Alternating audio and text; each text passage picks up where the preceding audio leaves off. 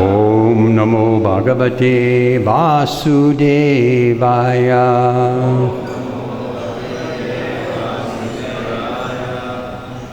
Today we're reading from Śrīmad Bhāgavatam, 5th Canto, Chapter 11, Text 13 and 14. Jad Bharat instructs King Rahugana. This is a very special chapter because on the 8th of this month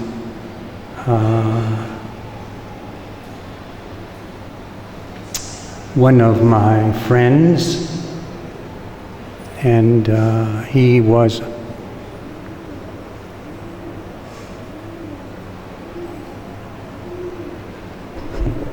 a long-time resident here in Vrindavan.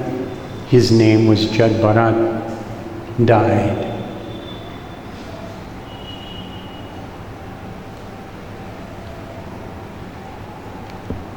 So the circumstances of his death are still being investigated.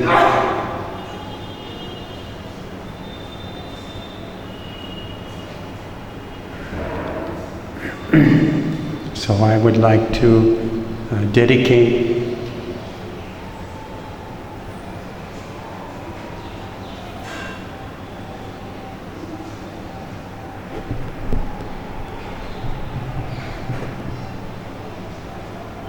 I'd like to dedicate this class to him.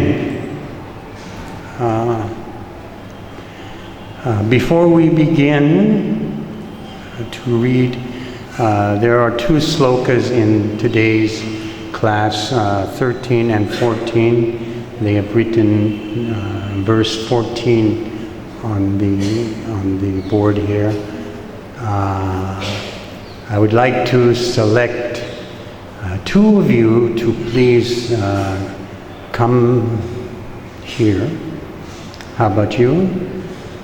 Can you please come here? And how about you? Yes, could you please come here? I have two pieces of paper here, and first I'll ask, how long have you been a devotee? It's not a very difficult question.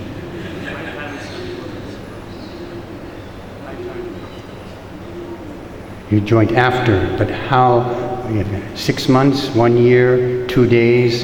Is today the first day you put on a dhoti? 2 years. And for you? 4 years. So because you are senior, you have first choice of these papers. You can decide which one you want. This one, okay, so don't look at it and don't open it. Okay, just put it here. And you get this one. So, are you satisfied with this one? Or would you like to have this one? You're satisfied with this, and you're 100% satisfied with this. This, okay, so now, would you open yours? What does it say?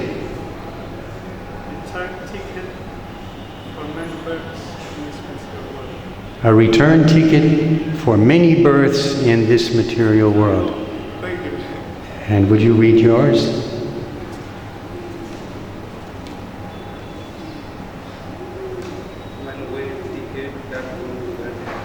One-way ticket back home, back to Godhead. Okay.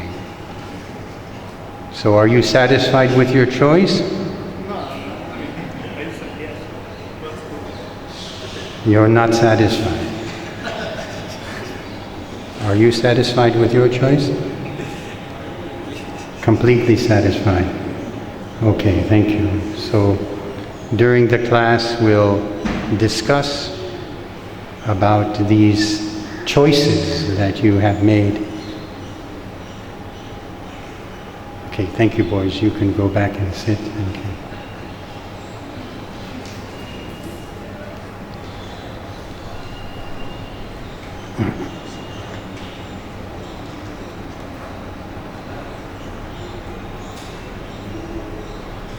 So because there are two verses, we'll read just the second verse.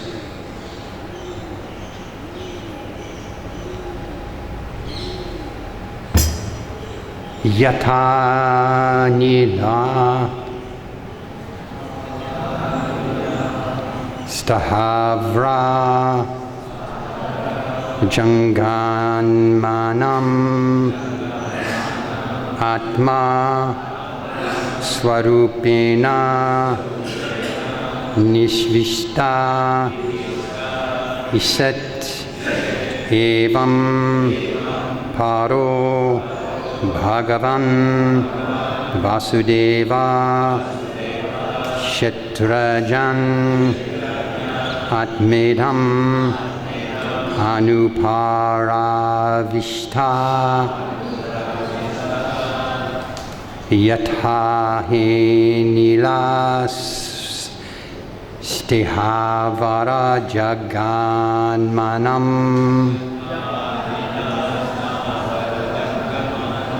Atma swarupena nivishta iset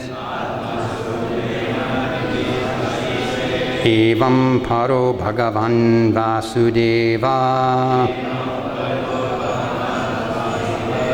Kshetrajan atmedam anupar vishta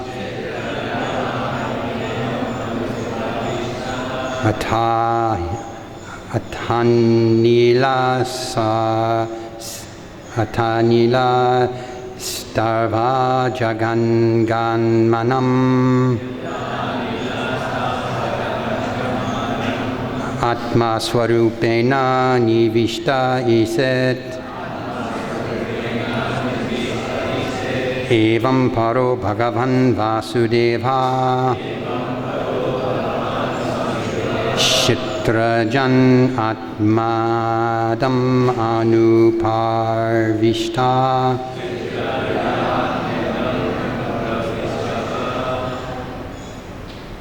Someone else?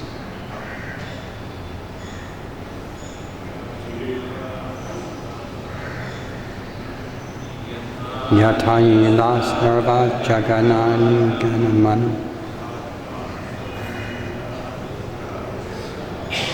Atmana swarupina nivishta iset Evam paro bhagavan vasudeva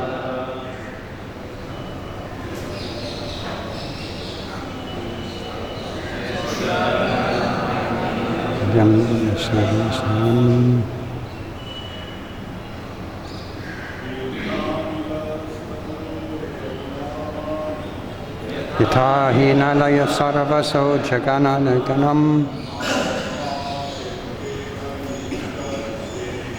Atma swarupena nivishita iset Evam paro bhagavan vasudevaya Kshetrajan atmadidam anusvishtam Matajis.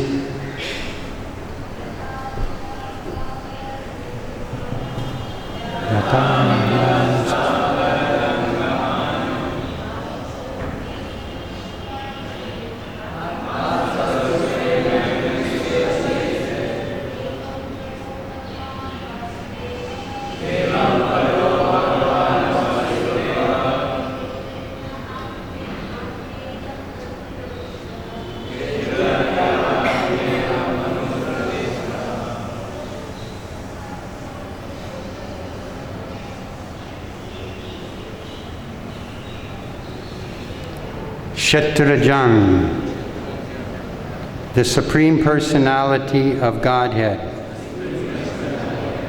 Atma, all-pervading, present everywhere. Purusha, the unrestricted controller who has unlimited power. Purunaha, the original. Saksat, perceivable by hearing from the authorities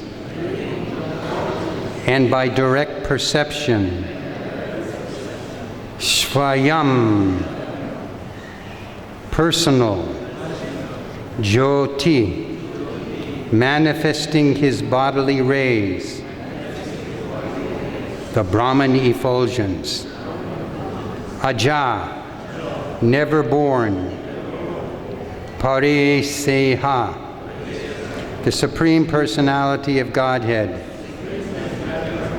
Narayana, the resting place of all living entities. Bhagavan, the Personality of Godhead, with 6 full opulences. Vasudeva, the shelter of everything, manifested and non-manifest. Shwamaya, by his own potency. Atmani, in his own self, or in the ordinary living entities. Avadhi Yamanaha, existing as the controller. Yatha, as much. Anilaha, the air. Stihavara, of non-moving living entities.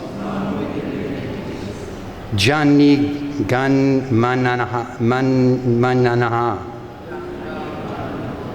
and of the moving living entities.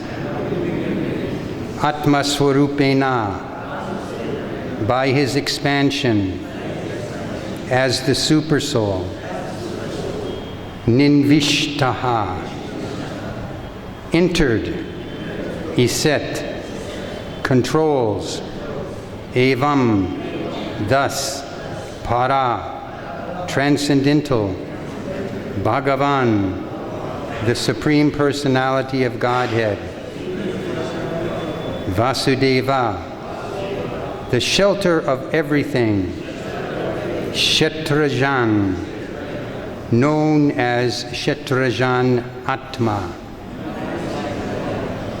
the vital force.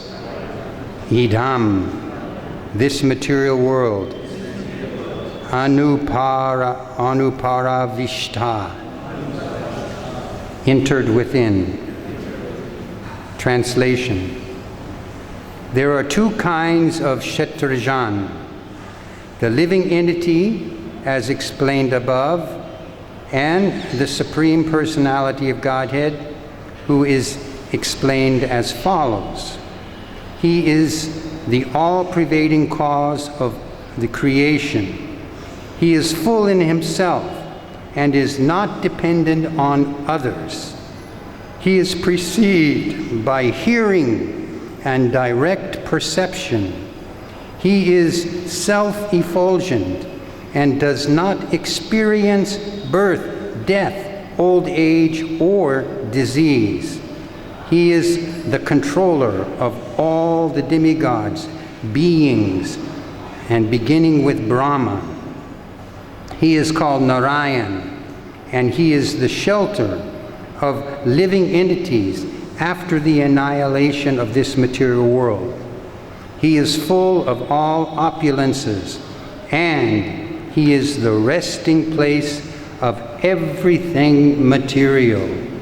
He is therefore known as Vasudeva, the Supreme Personality of Godhead. By his own potency, he is present within the hearts of all living entities, just as the air or vital force is within the bodies of all beings, moving and non-moving. In this way, he controls the body. In his partial feature, the Supreme Personality of Godhead enters all body and controls them. Purport. This is confirmed in Bhagavad Gita 15:15. Sarvasya chaham hridhi sani vishto mahat smritir jnanam apohanam cha. Every living being is controlled by the Supreme Living Being, Paramatma, who resides within everyone's heart. He is the Purusha avatar, who creates this material world.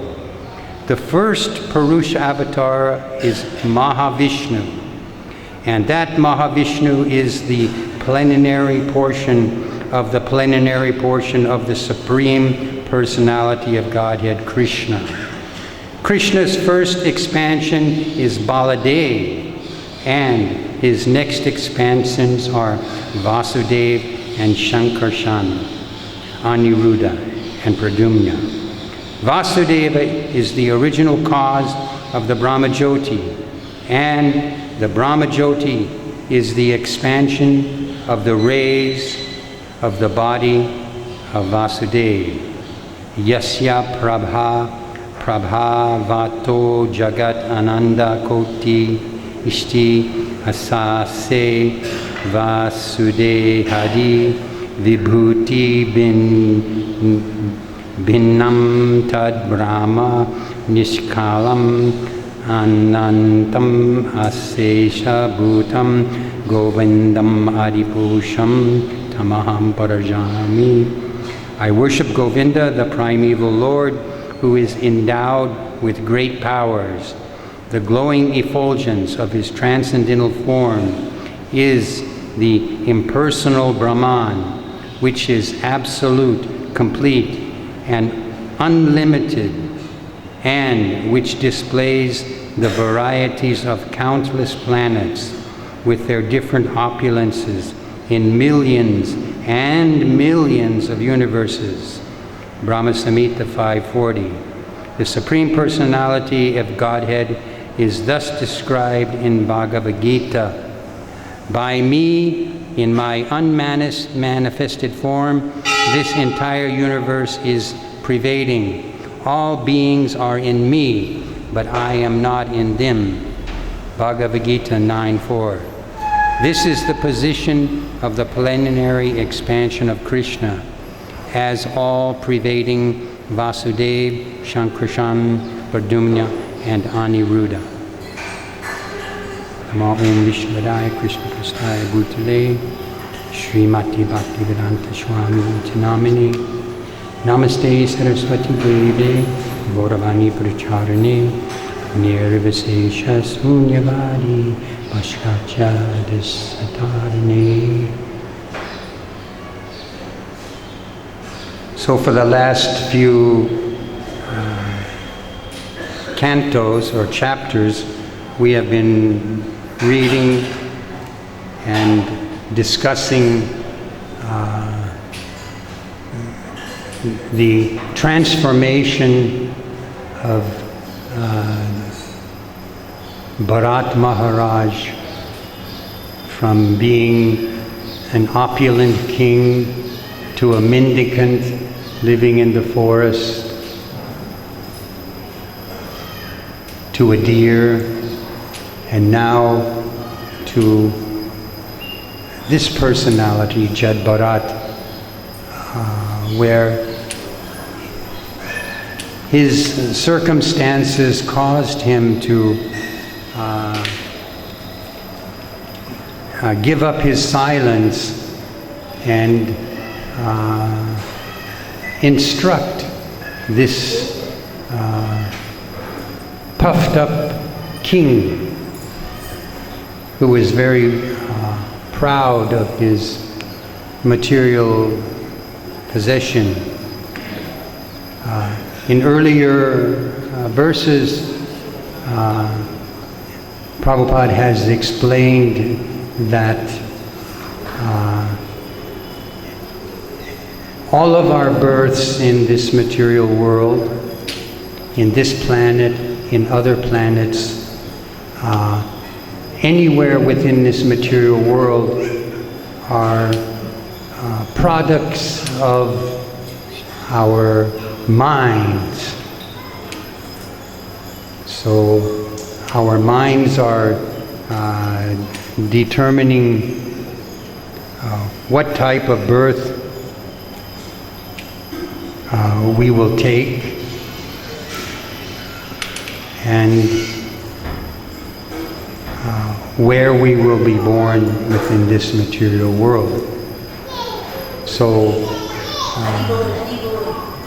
these two young devotees, they came, they chose, they had a choice. The mind decided on this piece of paper, and the mind decided on this piece of paper for the respective devotees. And according to their wishes and their desires, they will be rewarded. However, the devotee who chose the piece of paper that promised him a one-way ticket back home, back to Godhead, this is not certain, because along with this ticket there are rules and there are conditions by which you must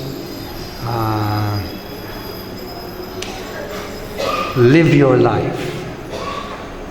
And the same is also true for that person who chose to come back again and again and again and again into this material world to enjoy or to suffer. That can also be changed. And the principal element in this is our mind. The mind is there to contemplate, and most importantly, to take instructions from who? The intelligence. So the intelligence will send messages to the mind, and then the mind must decide if it wants to listen to the intelligence and comply to the desires of the intelligence.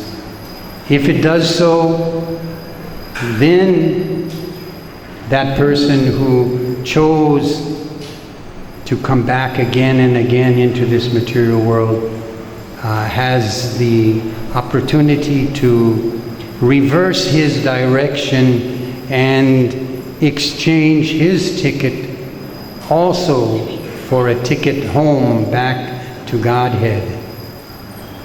But this intelligence is also receiving instructions from Krishna's expansion of Paramatma, who is residing within the hearts of all of us living entities, as it's described here in the translation and in Srila Prabhupada's purport.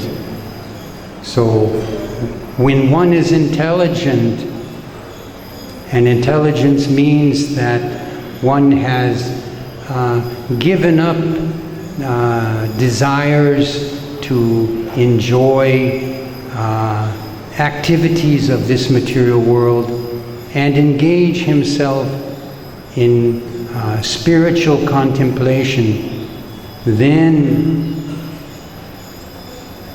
the purification process begins. So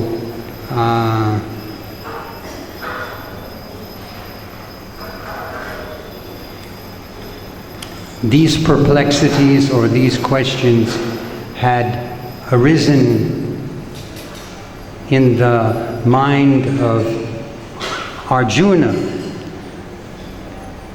and for that purpose Bhagavad Gita was spoken. It's not that Arjuna was dumb-witted and was controlled by the three modes of material nature. No, because he is the eternal friend and associate of Lord Krishna, he is playing a role in order for you and I to have the questions that we should be asking answered. So, what and when does intelligence and knowledge begin? What verse does it say that this is the point when knowledge begins? Who knows? Ata Brahma Jigyasa. So, knowledge begins when one begins to inquire about Brahman. But Jad Bharat has told the king that all of his conversations with his ministers and his dealings with his subservient lessers is all based on the material platform. And it's under the modes of passion. The king is a Kshatriya and his activities are governed by passion. Others, their modes may be ignorance, or it may be goodness. And I was just reading where Srila Prabhupada says, even goodness is not good. One may be very kind and generous and engaging in philanthropic activities, but these cause pride, and one becomes attached to the pratishta, the recognition that he gets. Oh yes, I gave a big donation, I'm doing this, I'm building a hospital, I'm doing so many wonderful things for society. And they become attached to those modes, and the mind becomes satisfied with these endeavors to enjoy the fruits of this material world. And what happens? The mind determines again what type of body that person will take. If you are an addict, addicted to narcotics, or addicted to alcohol, or you live in a slovenly way, very unclean, that is the mode of ignorance.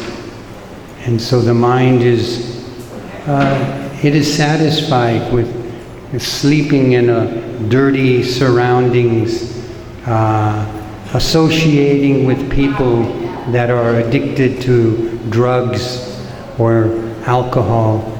And what does the mind look for? It looks for a suitable body to continue those types of activities in the next birth. But the true purpose of human form of life is to stop birth and death. And how is that done? It says in Bhagavad Gita, a man engaged in devotional service rids himself of both good and bad actions, even in this life. Therefore, strive for yoga, O Arjuna, which is the art of all work. So we've learned that the word yoga, who remembers what is the translation of yoga? Yes, yoga means to yoke. Yoke is one of the things we see on our bullock carts, or to connect oneself with the Supreme Personality of Godhead. So by engaging in devotional service, which is Bhakti Yoga. So this is the highest, most effective, and the quickest way for you and I to get rid of both good and bad actions. Good, the mode of goodness; bad, passion and ignorance. And these are keeping us here in this material world. So, how many of you want to conclude this life in a glorious way by going back home, back to Godhead? Everybody wants, but how many are willing to step up to the plate? This is a English or American phrase, like in baseball. To hit the ball, you have to step up to the plate. The plate is where the pitcher throws the ball and tries to get it over the thing. But to step up to the plate means do the needful. And doing the needful means to sacrifice and to learn how to control your wantful desires. This material world is designed in such a way that everywhere we look, everywhere we go, there are temptations, there are facilities in which we think by accumulating them, we will become peaceful and satisfied, and we will enjoy. So these types of people, they put God out of their mind. This is the nature of material energy. Let's do something that will help you forget your true purpose here in this material world. Let's do something that will seemingly bring you some type of satisfaction, but in reality, it will cause you to be born again and again and again and again. So yesterday we were reading from time immemorial. How many years is that? Time immemorial means beyond our ability to calculate. We have been here. They talked about two types of souls. One, the eternally conditioned, and those that are eternally liberated.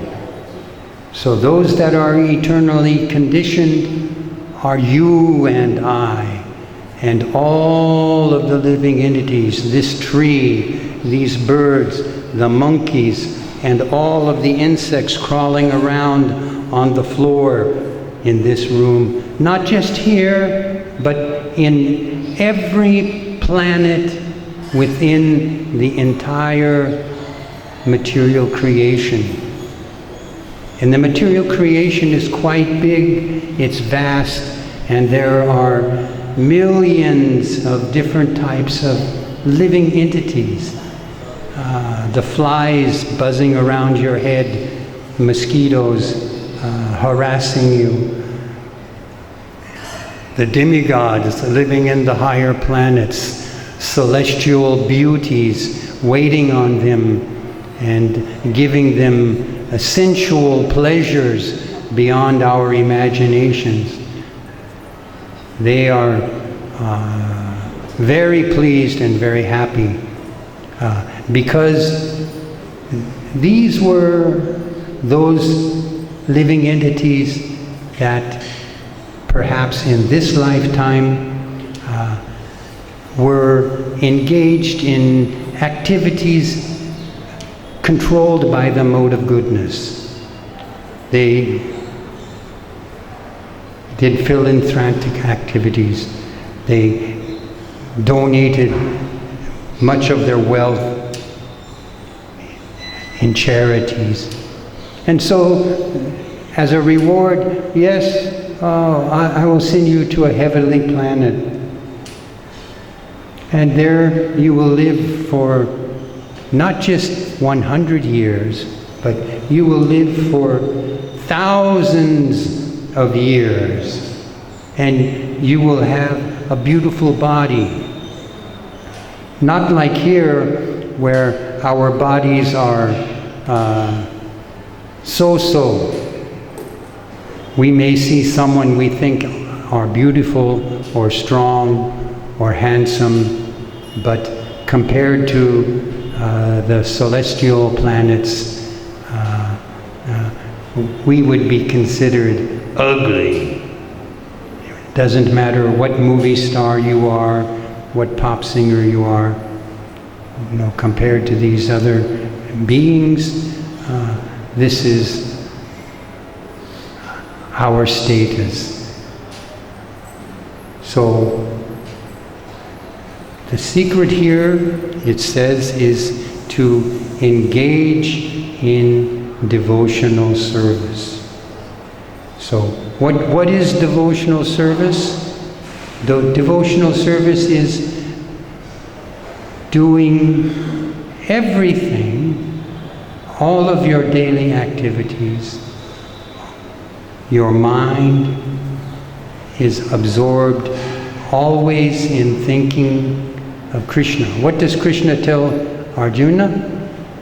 Always think of me, become my devotee. And what does Krishna promise? I will protect you. So what is he going to protect you from? Some big bully in the schoolyard playground? No. He's going to protect you from the influences of the material energy. This material energy is so clever that it is causing everyone, every living entity, to think they are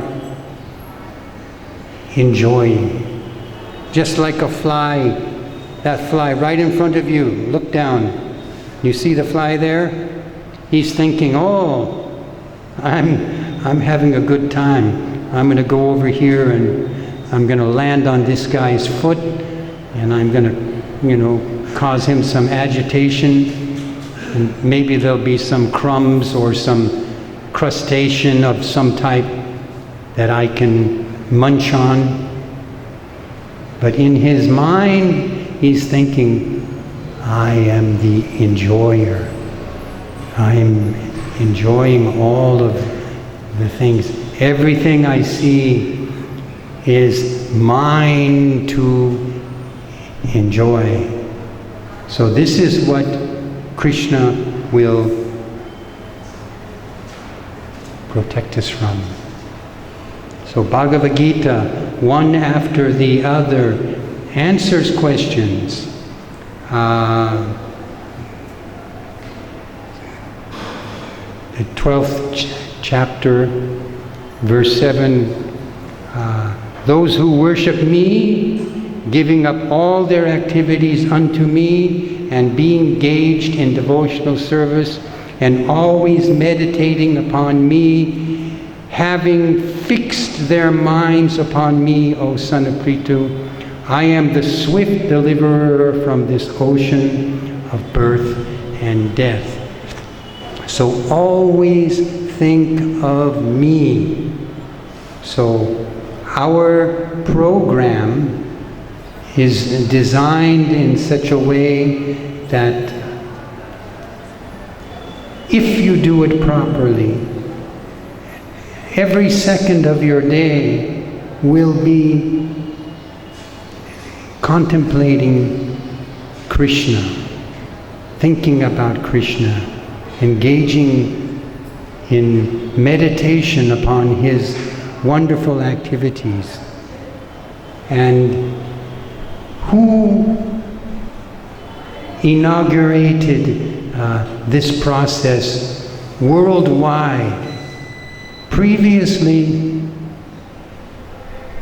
spiritual realization was limited to mystic or great yogis who were able to perform great penances and austerities by sitting in meditation for thousands and thousands and thousands of years.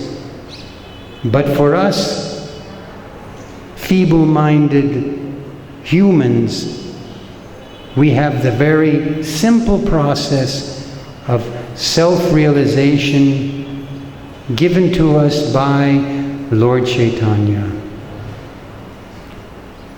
And all he said is, Harinama, Harinama, Harinama eva kevalam, kalo nasteva, nasteva, nasteva gatriyanyata.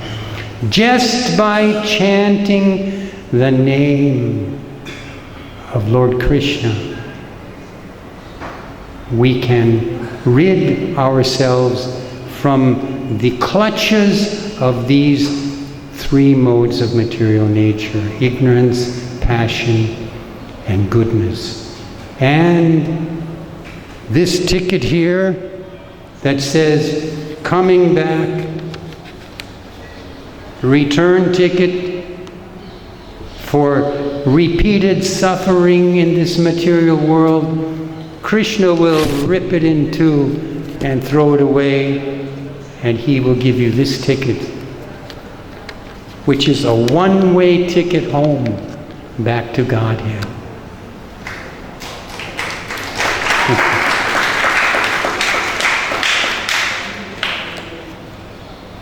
So if this is what you want, this is how you get it.